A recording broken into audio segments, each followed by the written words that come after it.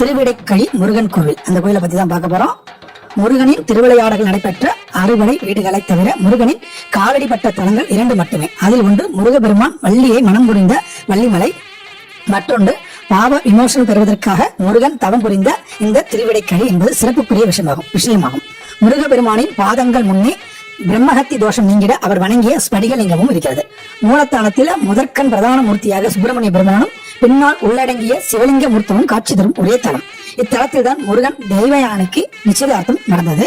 இவ்வளவு சிறப்புமிக்க இந்த தலம் எங்க இருக்கு அப்படின்னு பாத்தீங்கன்னா, உங்களுக்கு நாகப்பட்டினம் மாவட்டத்துல திருக்கடவுர்ல இருந்து தில்லையாடிக்கு செல்லும் வள்ளியம்மன் நினைவு வளைவு வழியாக சென்றோம்னா சுமார் 3 கிலோமீட்டர் தொலைவு இந்த கோயில் அமைஞ்சிருக்கு. மயிலாடுதுறையில இருந்து மேற்குறிப்பிட்ட வழியாகவும் செம்பனார் கோயில் வழியாகவும் இயக்கப்படும் பேருந்துகள் ஆலய வாசல் வரையே செல்லும்.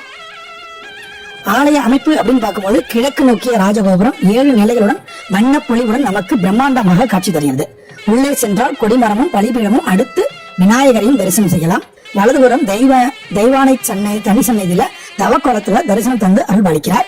நேரே உள்ளே சென்றால் அர்த்த மண்டபத்தை அடையலாம். கருவறையில் இறைவன் முருகன் தன் அழகு முகத்துடன் 6 அடி உயரத்தில் உயரமாக இருக்கிறார். சுவாமியின் வலது கை அபயம் தரும் விதத்திலும் இடது கை இடுப்பில் ஊன்றியபடியும் உள்ளன. மேலும் முருகபெருமானின் பாதங்கள் முன்னே பிரம்மஹத்தி தோஷம் நீங்கிட அவர் வணங்கிய ஸ்படிகலிங்கமும் உள்ளது. முருகனுக்கு பின்னால் உள்ளடங்கியபடி சிவபெருமானும் லிங்க வடிவில் காட்சி தருகிறார். முருகபெருமானும் லிங்க வடிவ சிவபெருமானும் ஒரே கருவறை வீற்றிருப்பது ஒரு அற்புதமான தலமாக இந்த தலம் விளங்குகிறது. 2 மூர்த்தங்களும் உள்ள தனித்தனி விமானங்களில் முருகனுடைய விமானம் சற்று உயரமாகவும் இறைவனுடைய விமானம் சற்று தாழ்வாகவும் இருக்கிறது. அப்படியே வெளியே வந்து கோயிலை வலம் வந்தால் கோயிலின் கருவறை சுற்றி முன்புறம் ஸ்வடிகலிங்கமும், தெற்கில் தட்சிணாமூர்த்தியும், பின்புறம் பாபநாச பெருமானும், வடக்கில் வசிஷ்ட லிங்கமும் காட்சி தரும் அமைப்பினை இத்தலம் மட்டுமே தரிசிக்கலாம். பிரகாரம் வலம் முடித்து உள்வாசலை தாண்டி இடதுபுறம் செல்லும் போது சந்திரன், அருணகிரிநாதர், சேந்தனார் மூர்த்தங்களை வழிபடலாம். இத்தலத்தில் 2 வெவ்வேறு தலமரங்கள் உள்ளன. இவற்றில் குரா மரம் முருகபெருமானுக்கும், மகிழ மரம் இறைவனுக்கும் தலமரங்கள் ஆகும்.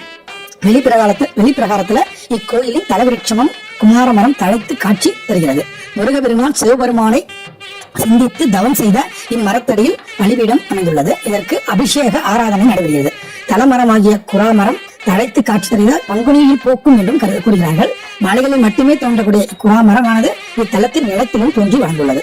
குமார மரத்தின் கீழ் அமர்ந்து தியானம் செய்தால் மனமும் ஒன்றி சாந்தமான குணத்தை அடையலாம். தனிச்சென்னையில் திரு காமேஸ்வரர் சிவலிங்க வடிவில் தரிசனம் தருகிறார்.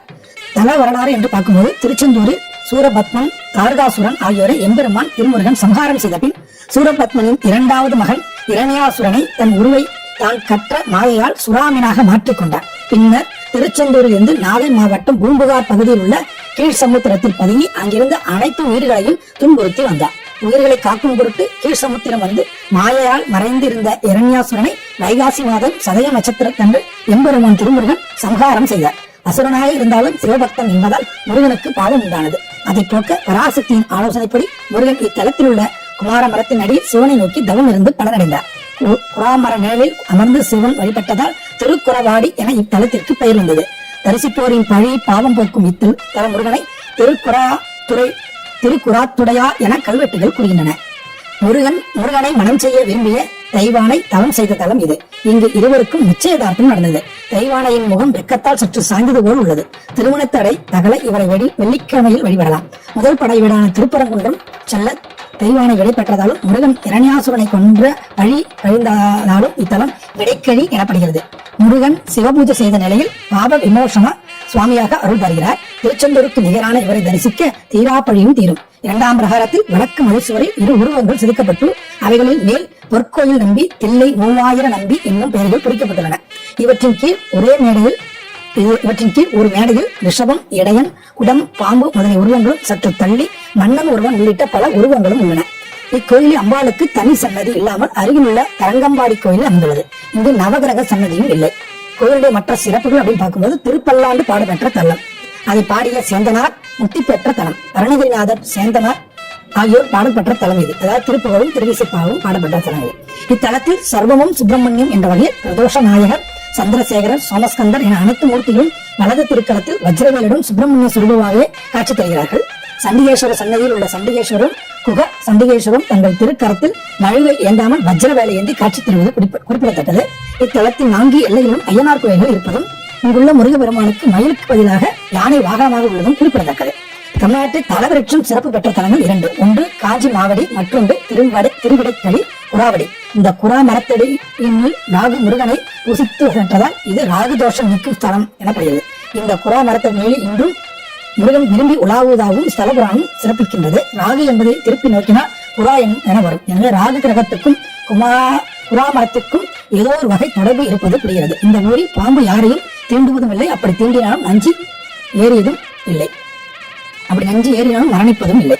கோயில் திருவிழாக்கள் என பார்க்கும்போது தைப்பூசம், பங்குனி, உத்திரம், வைகாசி, விசாகம், திருக்கார்த்திகை. தைப்பூசத்தின் போது சுவாமி மலையிலிருந்து நடைபயணமாக வருவது பெரிய திருவிழாவும் நடைபெறுகிறது. கோயிலானது காலை 6 மணி முதல் 12 மணி வரை, மாலை 4 மணி முதல் 8 மணி வரையும் திறந்திருக்கும். மிகவும் சிறப்பான இந்த கோயிலை, முருகன் கோயிலை நீங்க இந்த விசேஷ நாட்கள்ல போய் தரிசித்து அவருடைய அருளை பெறுமாறு அன்புடன் கேட்டுக்கொள்கிறோம். இதோட இந்த வீடியோ முடிச்சுக்கிறேன். அடுத்த வாரம் வேறொரு ஸ்தலத்தை பத்தி பார்க்கலாம். நன்றி, வணக்கம். திருச்சிற்றம்பலம்.